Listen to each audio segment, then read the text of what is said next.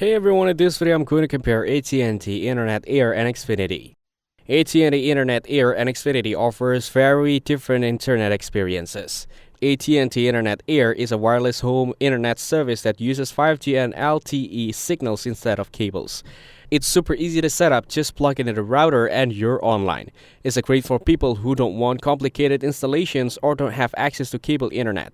The speeds are decent for browsing, streaming, and light work, but can't slow down if the signal is weak or the network is busy. It doesn't have data caps, which is a big plus. The monthly cost is reasonable with no hidden fees or contracts. Xfinity is a popular internet provider that offers fast and reliable service using cable and fiber connections. It's great for streaming, gaming, working from home, and handling multiple devices at once. The speeds are usually very stable, and they offer a range of plans to fit different needs and budgets. Installation can be done yourself or by a technician. Some plans have data caps, but unlimited options are available for an extra fee.